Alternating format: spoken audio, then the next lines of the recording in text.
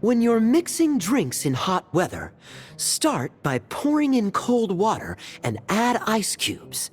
Then drain out the water before adding the other ingredients. How's that for a secret recipe? Maybe it's worth a little intel in return. Please. I've known that little trick for a good 10 years at least. You'll have to offer something a little more substantial if you're serious about trading. I know there's no one else in the tavern right now, but do you two really need to talk so loudly? Especially if you're supposed to be exchanging confidential information. Kaya! Rosaria! D-Luke! Paimon knew we'd find you here! Looks like it's about to get even noisier. A little liveliness never killed anyone. Traveler, Paimon, what brings you our way?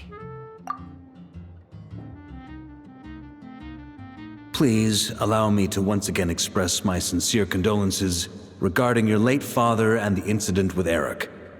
We make absolutely no excuse for his crimes. I hope you will give some serious consideration to the question I asked you before I left, though I'm sure you're tired of hearing me ask by now. The Knights of Favonius will always welcome you. From the look on your face, I'm guessing the Grand Master is still refusing to drop it? He nags like an old man. It's hardly surprising. Huh? Drop what? What's this about? Nothing, really. Before leaving on the expedition, Varka came here to chat with me over a drink. I failed to avoid him. He, asked me if I'd consider rejoining the Knights of Favonius, and I declined. He expressed his regret about everything that happened, and asked me to reconsider. That's all there is to it. Yeah, right. Sounds like you skipped a lot of details. There's clearly more to it. Whatever details I chose to omit are in the past. Dragging them back up now serves no purpose. You say that now, but back then, you couldn't let it go. You and the Knights of Favonius were constantly at odds. I wasn't seeing the full picture. I've had a lot of time to reflect since then, but my answer remains unchanged. I'm not rejoining the Knights of Favonius. Both the Grandmaster and the acting Grandmaster are too upright and honorable. I can't see the shadows that lurk beneath them due to the size of the organization they lead. They need someone on the outside to keep watch vigilantly. If I had a Mora for every time I've heard you repeat that argument. I actually don't disagree with the first part of what you said, but don't you think someone can keep tabs on things from the inside? When you join an organization, you're bound by its rules, no matter how free it may seem on the surface. You think so? Never mind the Knights. Have you honestly ever been bound by the rules of the Church? Good question. Have you considered that maybe that's why I chose to join the Church and not the Knights to begin with? Are they arguing or not? It's kind of hard to tell. Oh, kind of like the contingencies Jean was talking about. The more ways they have to protect their home, the better. Huh? Traveler?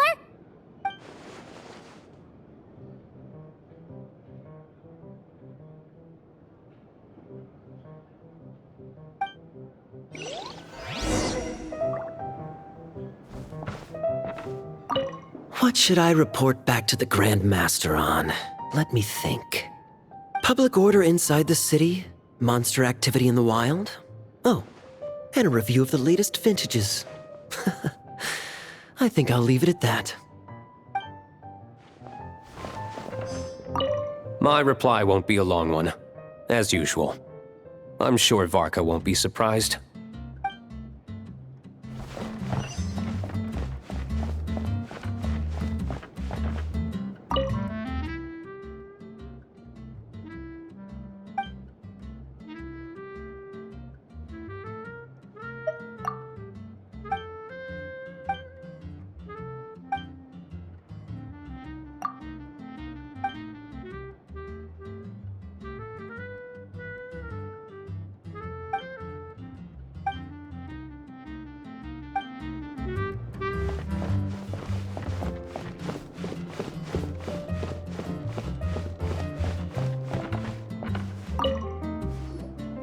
If you hadn't had to deliver that guy's mail, you wouldn't have been subjected to all this tedious arguing. When I write back, I'll tell him to quit making trouble for other people. It's no trouble. Lowen did most of the work. We just volunteered to do the last leg of the journey. Mostly so we could come say hello.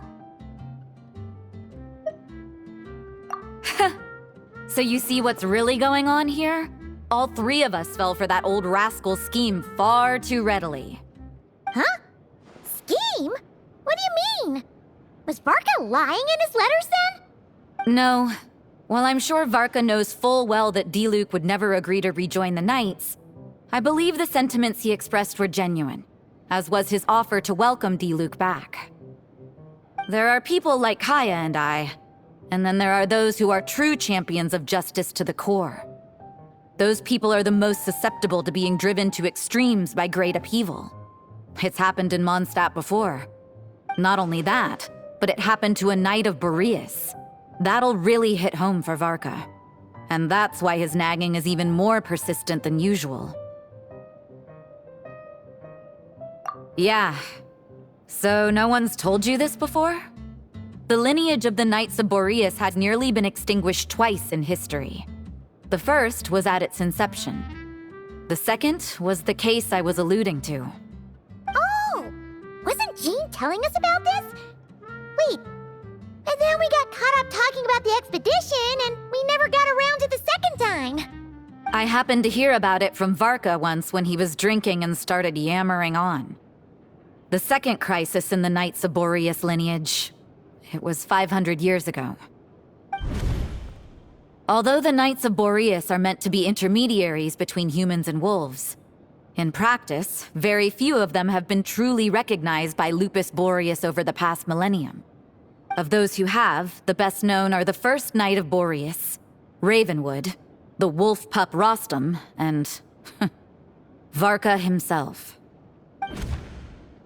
But 500 years ago, there was one who earned the respect of Boreas even before gaining the title.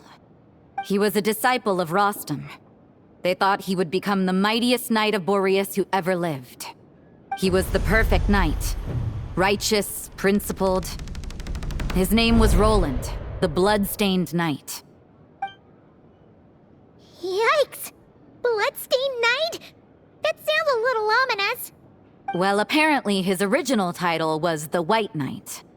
But he lost countless comrades during the Abyssal Calamity 500 years ago, including his tutor and mentor, Rostam. The endless bloodshed stained his sword and armor a crimson as deep as black, transforming the White Knight into the Blood-Stained Knight. After that, he threw himself completely into battling monsters, leaving Mondstadt and the Knights of Favonius behind. To this day, no one knows his final whereabouts.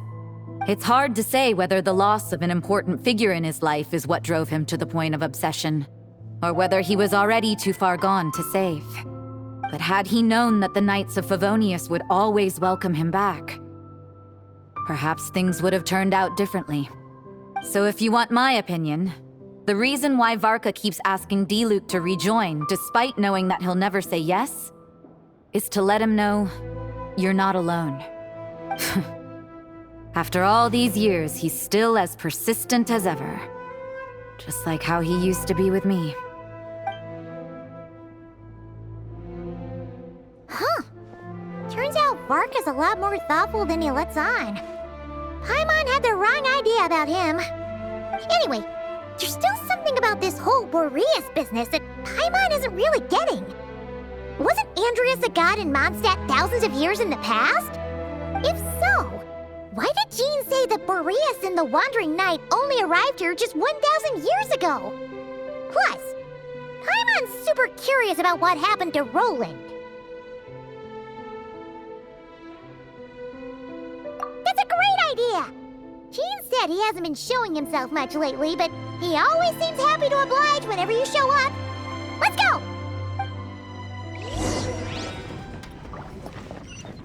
Come, my friend.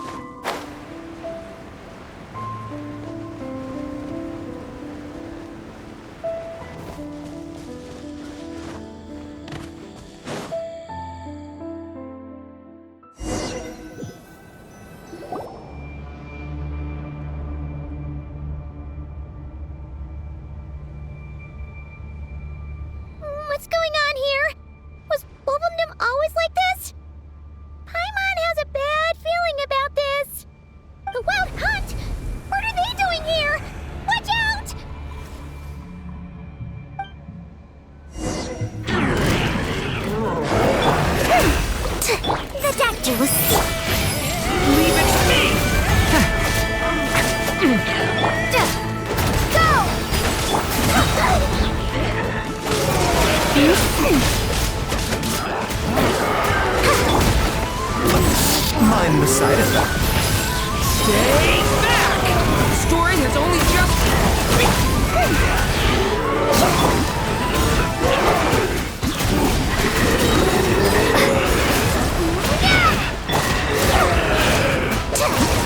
A bitter pill to swallow. Taking a turn for... Leave it to me! Okay! New life! Go!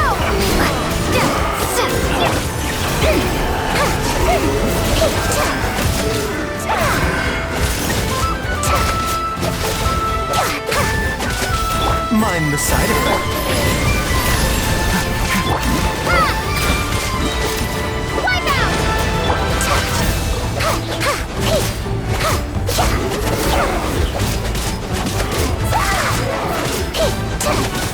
A bit... Mind the side effect. The story has only just begun! Remember, health comes first.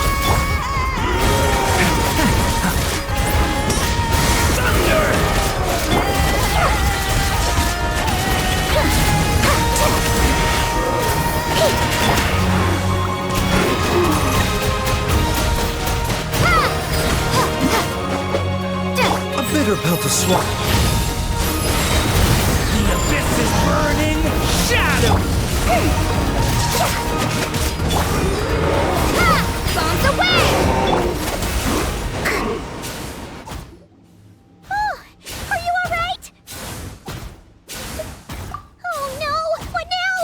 There better not be more wild hunt monsters!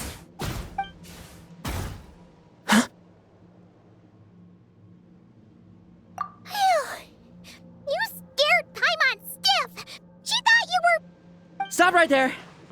Answer me this. The 2 letters I gave you, who are they for? 2 letters? Wasn't it 3? Okay. Well, Paimon's coolest naive expression doesn't appear to be an act. Hey! What are you trying to say? Wait, what are you trying to say, huh? Huh? Paimon passed a test? Really? Huh? She didn't even realize she was taking one!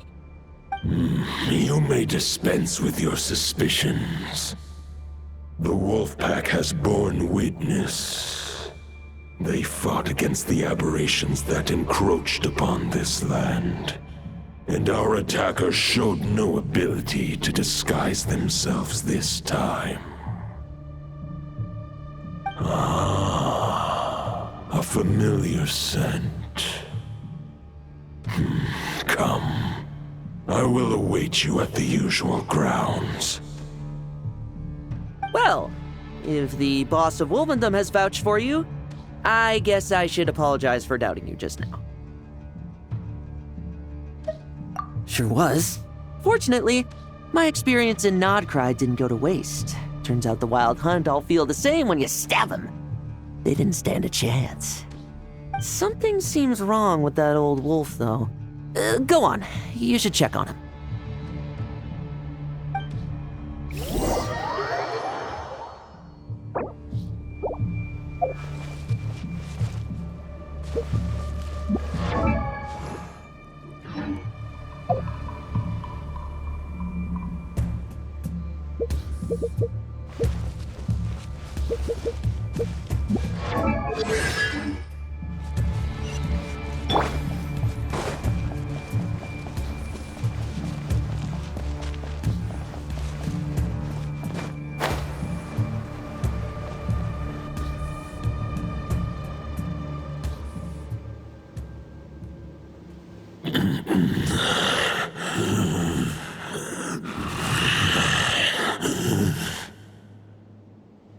Lupus Boreas, not injured. Why so weak? Am I not strong enough?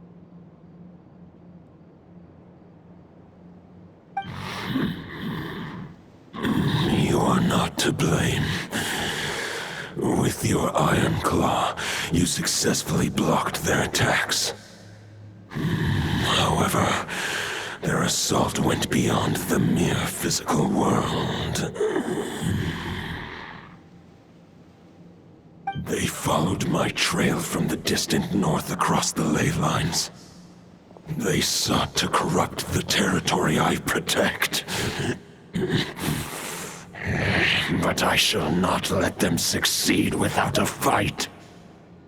We meet again, human Lupical. So, are you saying that the wild hunt we just got attacked by came all the way from Nodcry to Mondstadt? How is that even possible? As you know, I stand before you as an incomplete being. I am but one remnant of the god Andrias' soul. The source of this turmoil. I can sense it. It lies in the north. It is the part of me that remains in Nodcry, from whence I came. Huh? Now Paimon's even more confused. How can you be in two places at once?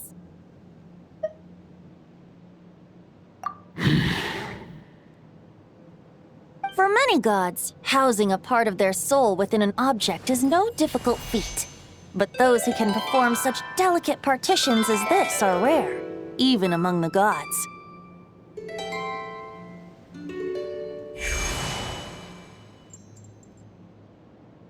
The Wolf King, Andrias, was particularly adept in this art. Otherwise, no remnants of his soul would have survived till the present day. Huh? The bard's back? Toadif Bard? What are you doing here? Maybe the god of Animo guided me here. For it appears that someone is in need of a tale from the distant past. And our wolf friend doesn't seem too keen on recounting it himself. Who better than a bard to do the honors? Lord Boreas, do I have your blessing to share this story? As you wish. Lupus Boreas wandered the frozen tundra and stumbled into the Seelie Hall.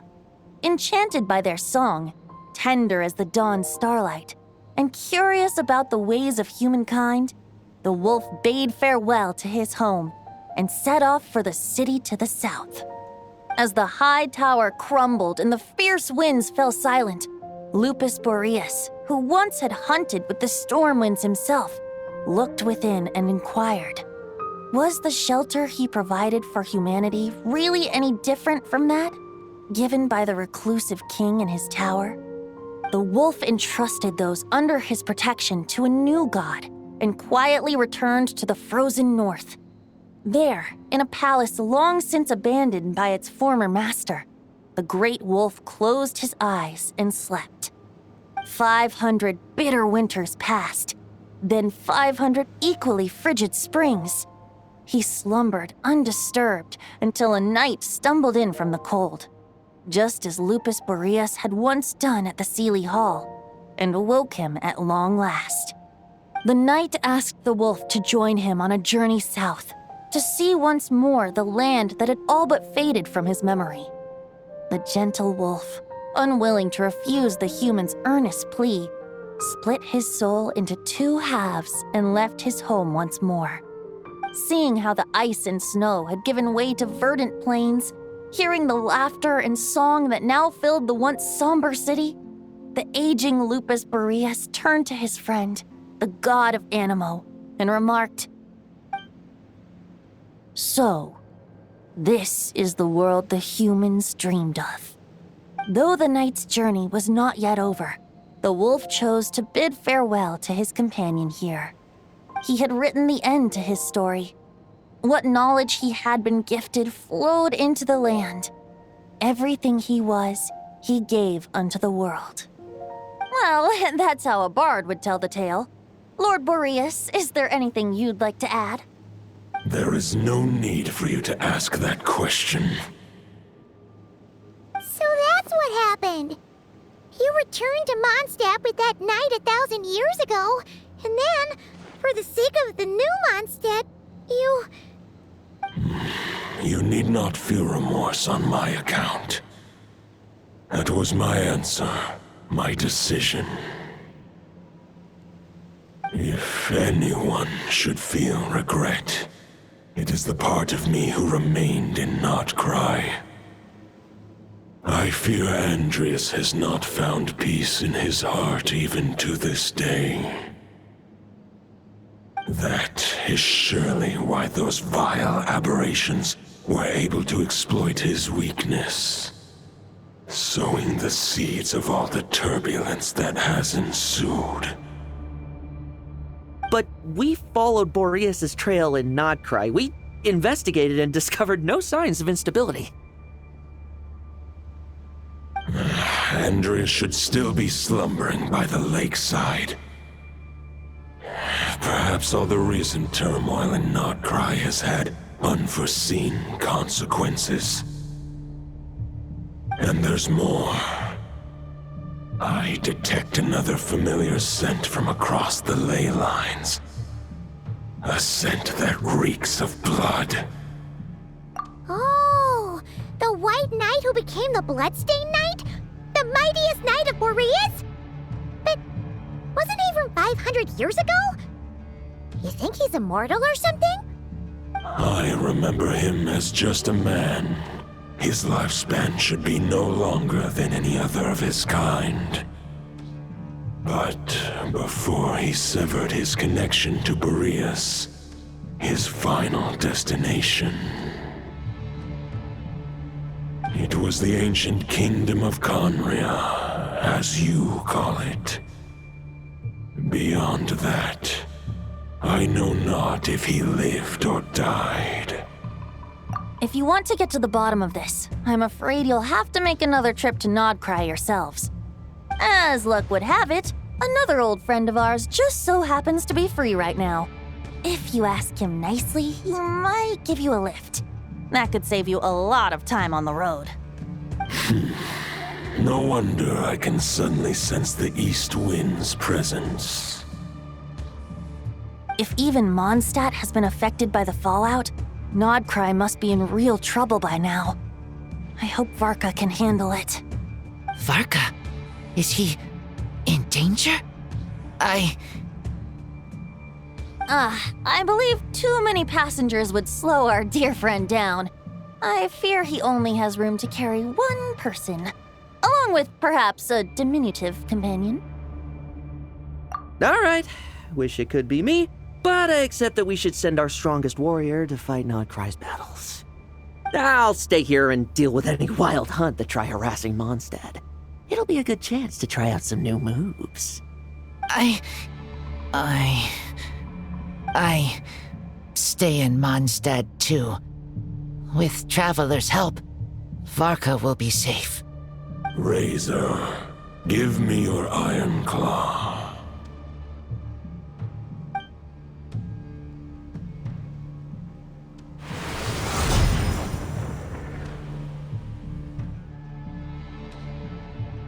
Golden-haired traveler, give this token to the current knight of Boreas. It is a wolf spirit. It contains my power and thoughts. Though I have given him a piece before, this should bring him new strength.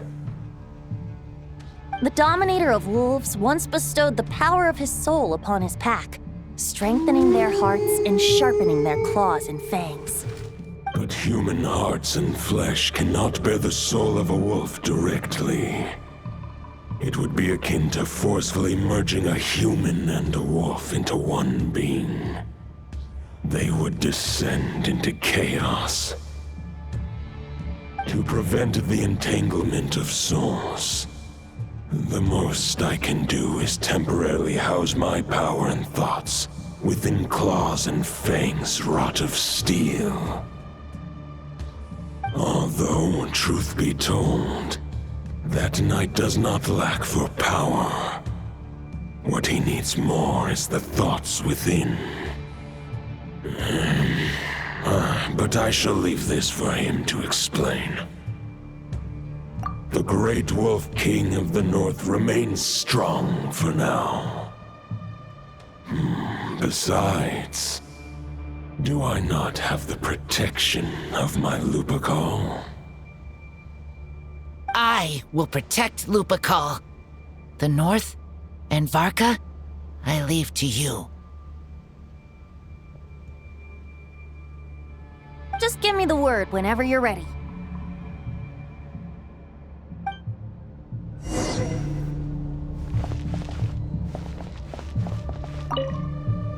I can read Varka's letter. I will try my best to write a reply. A wolf's claws make poor instruments for writing human words. But that token will suffice to convey my thoughts.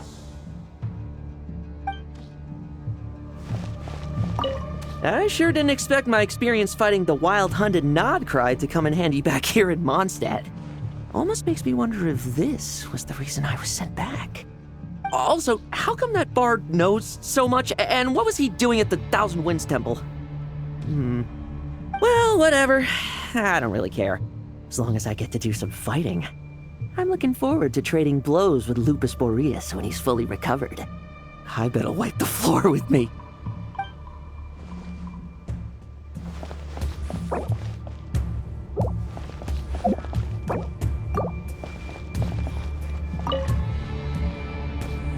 Any questions before you set off? Better ask now. You'll probably have to hit the ground running when you get to Nodcry. The root of this turmoil lies with the remnant soul that Andreas, dominator of wolves and god of the North Wind, left in Nodcry. He once left Nodcry and braved the blizzards to confront the god of storms and claim the right to rule.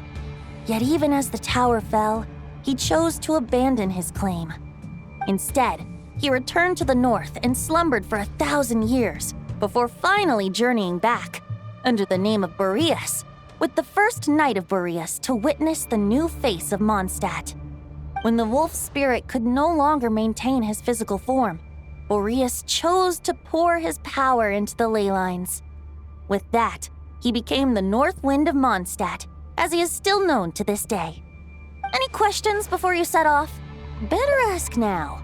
You'll probably have to hit the ground running when you get to Nodcry. 500 years ago, Roland seemed destined to become the mightiest Knight of Boreas ever to have lived. But he was too pure of heart. He believed firmly in his own ideals of chivalry, vowing to eliminate all injustice from the world. But the world had never been perfect and pure, nor would it ever be. Neither his mentor, the wolf pup Rostam, nor the Grand Master, known as the Lion of Light, could persuade him to temper his obsession. But what was the scent that reeks of blood that Lupus Boreas sensed? And what is its connection to Conria and the Abyss? Perhaps you will uncover the truth in Nodcry. Any questions before you set off? Better ask now. The soul of a wolf is as unyielding as ice, and Andreas is a master of molding and shaping it. His people once drew great strength and wisdom from the wolf spirit. But human hearts and flesh cannot contain the soul of a god. Attempting to place the wolf spirit in a human vessel would slowly devour their sense of self, even if Lupus Boreas did not intend for that to happen. That's why Lupus Boreas developed the technique of imbuing weapons with his soul. It is his way of blessing his human Lupacol with the wolf spirit's protection. In fact, there is an ancient song that tells this tale. A weapon once of common iron, now through friendship turned divine. Twixt man and wolf a bond was made, a power born within the blade. As much as he might claim not to accept humans, his actions sing a different tune. Oh, but keep that little observation between us, will you? Any questions before you set off? Better ask now. You'll probably have to hit the ground running when you get to Nodcry. All right, over to you, Dvalin!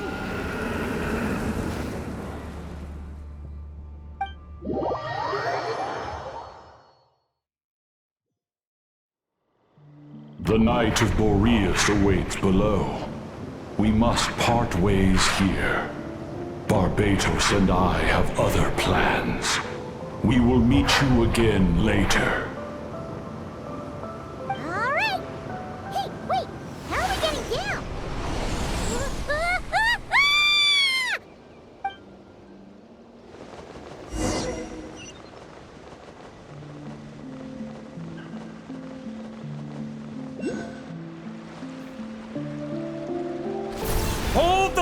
line! The enemy's on the brink of collapse! Grandmaster! It's...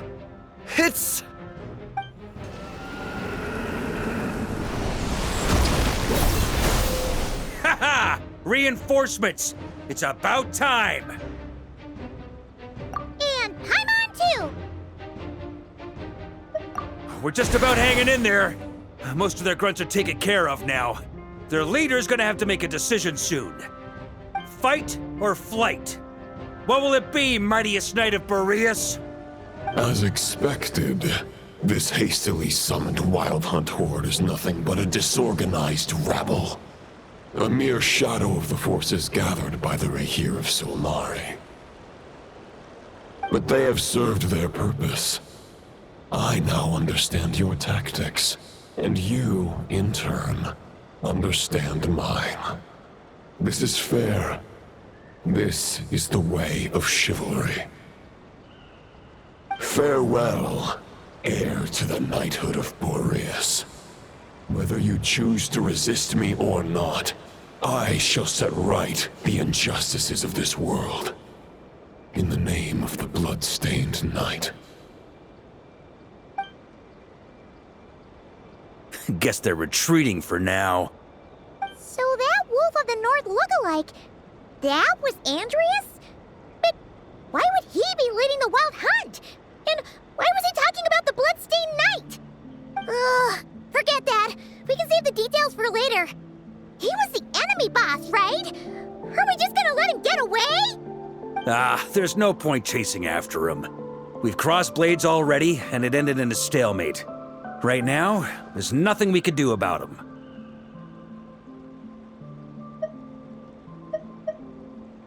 True. We're still not certain of his true identity, but whether he's a god corrupted by the Abyss or a legendary knight, killing him might be just about possible, especially now that you're here. The difficult part is, we can't kill him right now. Huh? What do you mean? Is he immortal or something? No. Judging from our skirmishes so far, I don't think he's got any special abilities of that caliber. Nor does he have the ridiculous level of power wielded by the Five Sinners. But, compared to Rerir, our current foe clearly has a better understanding of how to exploit Nodcry to his advantage, particularly when it comes to Andreas' remnant soul. Exactly. Sounds like you realize what the crux of the issue is. I managed to cut off a sample from our foe, which Albedo and Durin are analyzing as we speak. Meanwhile, our other allies should be making their way home from their own battles by now. Let's discuss this further when they're back. We still have some big challenges ahead before this expedition can finally be declared a victory.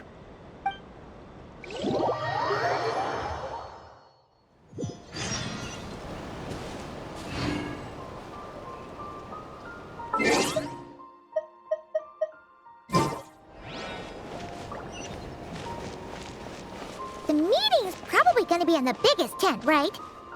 Looks like a bunch of people are there already. Why don't we go chat with them?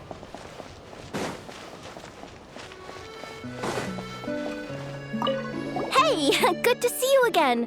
Oh, Boss Neff asked me to pass on a message. She went to see Lauma and Columbina at the Frost Moon Scions. Apparently, there haven't been any changes to that space the Rahir of Solnari's in. That means the recent Wild Hunt attacks have nothing to do with Rerir, right? Oh, that's a relief.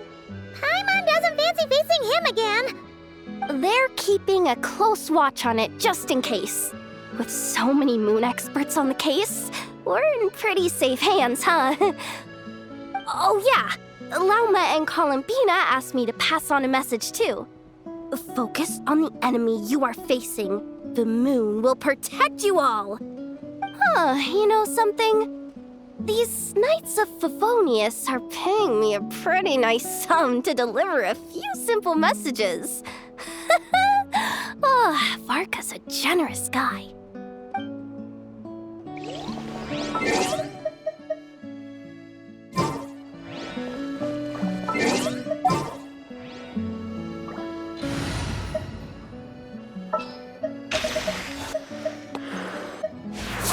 your wishes. Allow me to guide the way.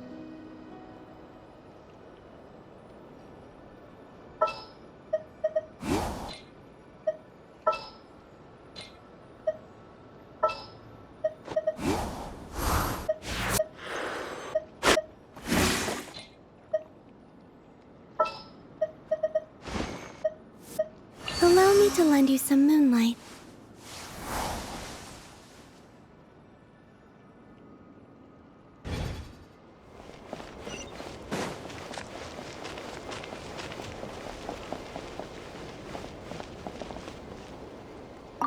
Short distance propulsion module on cooldown.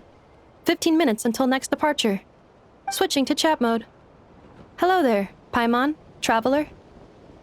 Varka placed a sizable order with the Clink Clink Krumkake craft shop. Aino is hard at work producing the strategic reserve, while I am handling the deliveries. Secondly, I am also here to attend the meeting in her place.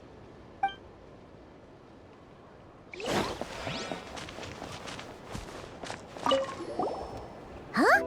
Flint's! Paimon thought the Lightkeeper's rep would be Itlua or Nikita. You're quite right. However, Itlua and Nikita are both busy organizing the Ratniki's region-wide response to the recent attacks. And since I'm well acquainted with everyone else here, I was the one they recommended to attend the meeting.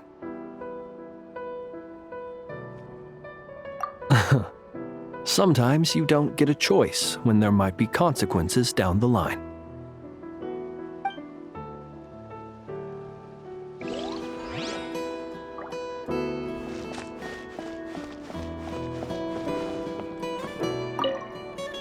Hey, Honorary Knight. Looks like pretty much everyone's here. Albedo and Durin are just wrapping up their analysis. You want to wait for them here? Great. While we're waiting, could you update me on the situation in Mondstadt?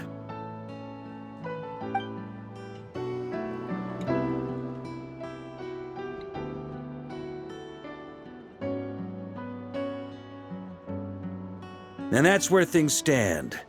The Wild Hunt is no longer under the Reikir of Solnari's control, but it has been reborn from the ashes and is now launching widespread attacks. Intel from the Frostmoon Scions and the Curatorium of Secrets corroborates this. No disturbances have been detected in the space where Rere resides. What we are facing here is a completely new foe. Summarizing current situation. To confirm, the present leader of the Wild Hunt is the creature resembling a wolf. Andrius, god of the North Wind.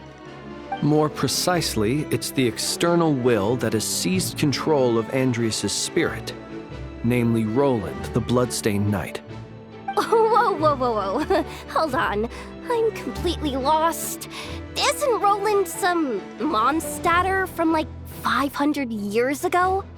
How'd he suddenly get wrapped up with a god from 1,000 years in the past and the present-day Wild Hunt?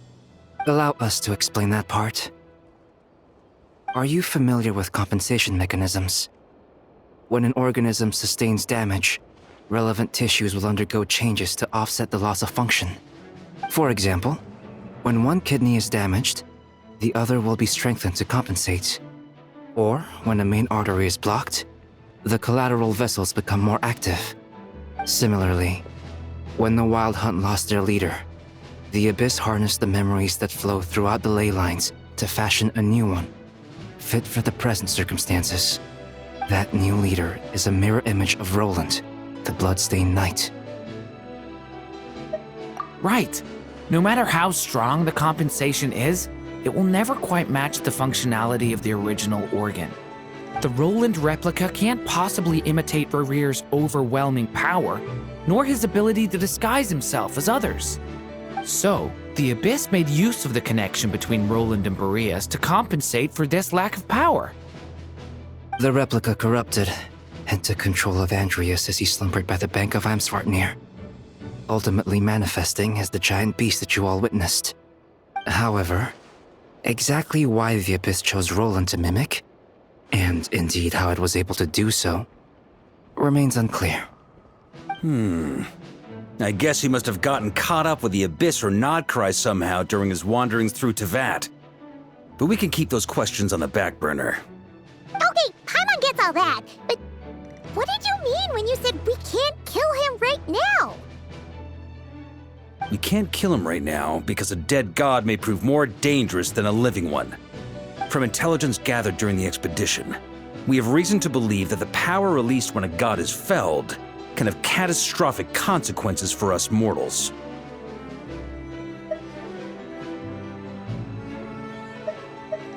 Worse still, the wrath that remains after a god's passing becomes a source of endless turmoil.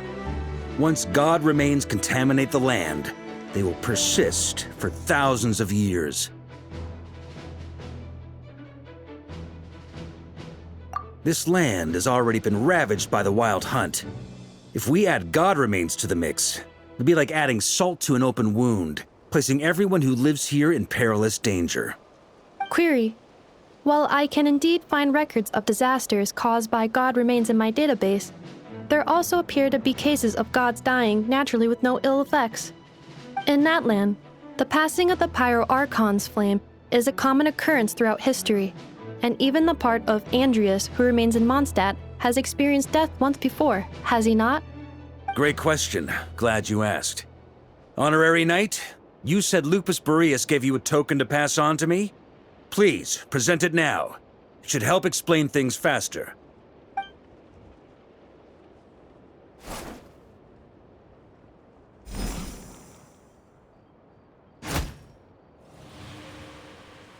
Come forth, Boreas!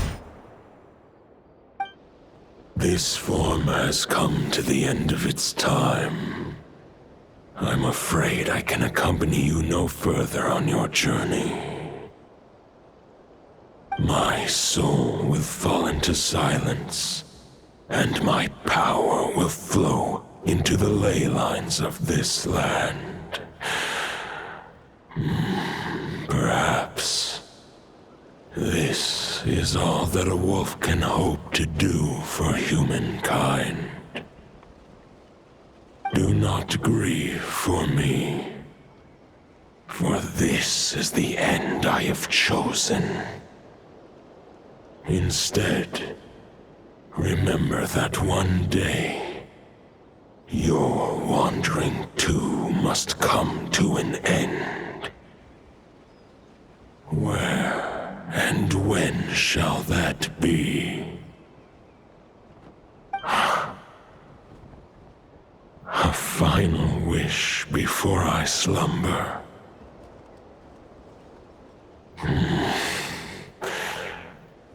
Sing me a song.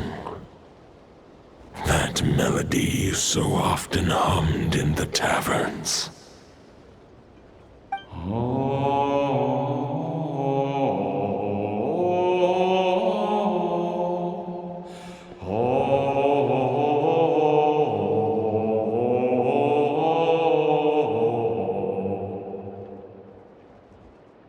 You saw it too. You must have keen powers of perception. Not that it surprises me. That was Boreas' final thoughts before merging with the ley lines. It's the reason Mondstadt remains unharmed by his god remains. In his final moments, he made a choice to give everything he was to the ley lines. All to protect Mondstadt from harm. Sounds like Andreas spent thousands of years searching for his place in the world, too. Yes. And now our task is to return the answer he found, the decision he made, to Andreas' heart. Only then can he break free from the corruption and control of the Abyss, and make that decision once more. I see. I would say that planting thoughts inside the mind of a god sounds a little far-fetched, but since it was his own wish to begin with, it sounds feasible to me. Wait, we already have a perfect solution? Then why are we even having this meeting? Let's go do this thing! Ha ha ha. If only it were that simple. Unfortunately, this one thought alone is unlikely to be powerful enough to break through the Abyss's control and reach Andreas' heart. We need to find a way to make the thought within this sword stronger and more resilient. For now, Boreas needs all his remaining strength to fight against the abyssal corruption to Mondstadt's ley lines. He can't afford to send us any more of his power. However, since his form was unstable during his journey with the first Knight of Boreas, many wolf spirit fragments were left behind along the way. If we can collect those fragments, we can use them to strengthen the decision to merge with the ley lines. So we need to retrace his steps and look for random fragments? But they could be anywhere between Nodcry and Mondstadt. It'll be like looking for a needle in a haystack. You don't need to worry about that. There's a few fragments left to gather in Nodcry, but apart from that, most of them are already inside this sword. I've been collecting them during the whole expedition. Huh? Wait, really? I mean, it's an expedition, not a stroll in the park. Each step of the way, we've been hard at work planning for every possible contingency. Not just the wild hunt in the abyss, but ancient gods remaining in Nodcry. Sounds like this plan was a long time in the making. It's almost as if you foresaw the future. As a matter of fact, I did. I caught a glimpse of fate's reflection. But I can't take credit for it. It was all thanks to the help of a few friends. Still, all I foresaw was that an abyssal calamity was brewing in the north. Had I known more, we could have saved a lot of energy.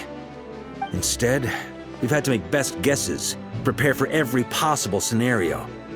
If all that preparation went to waste, all the better for it. But anything that proved useful, we knew we'd be grateful for down the line. Sure is. Just one crucial step remains. We need to gather the last few wolf spirit fragments scattered around Nodcry, and use them to make the thought within this sword as strong as it can possibly be. According to what Boreas told me before we left Mondstadt, his form was at its most unstable at the beginning of his journey. That means the fragments here should be the most powerful ones. But of course, we've been tied up fighting battles since the day we set foot in Nodcry. First with the Wild Hunt, then with the Doctor. So, it wasn't until recently that we were finally able to confirm the status of the Wolf Spirit fragments. We now know there are 3 left to find. Okay, so 3 more mini expeditions to go. I managed to gather 1 fragment before Roland reappeared.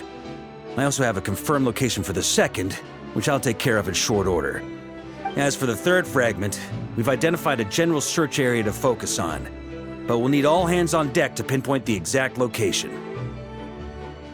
The final snag is that since our foe is a replica of Roland, he too will be aware of Andrias' history. He's sure to try and sabotage our plans by any means at his disposal. So everyone needs to bring their A-game. With our foe being from Mondstadt, it's our duty as Mondstadters to defeat him. And since the Wild Hunt is involved, the Lightkeepers will provide their full support. The Clink Clink Krumkake craft shop will also help in any way we can. So what do they need me here for? Wait, I think maybe I signed a contract at some point. Didn't exactly scrutinize it though. I mean, who actually reads those things anyway, right?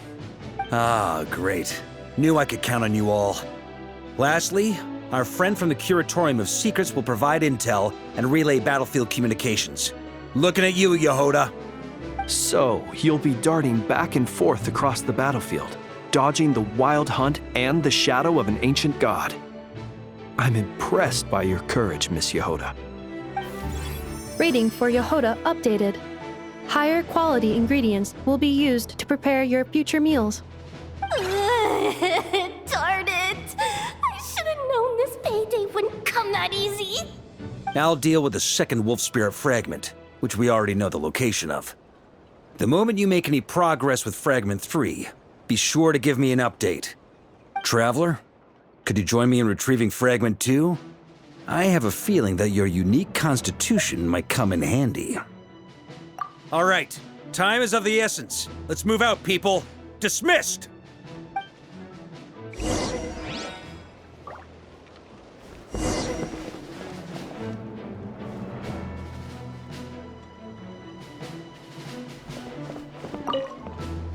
Speaking of contingency plans, I now recall that Barca also made a contingency plan when he asked me to deliver that letter.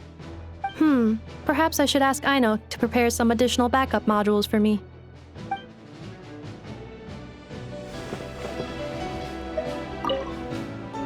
Remnant fragments of an ancient god. Thoughts stored inside a blade. Maybe I'm overthinking this, but I suspect there is more to Mr. Varka's plan than what he's revealed to us so far. Then again, the enemy can harness the Wild Hunt to spy on us wherever we go. As our commander, I'm sure he has his reasons for choosing not to tell us everything.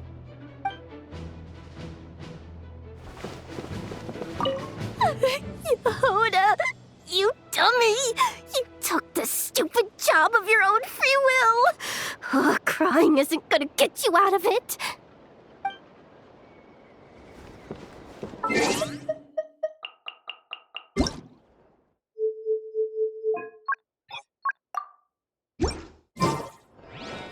やったれヤホだ。一度引き受けたんだから、泣きべそかきながらでもやるっきゃない。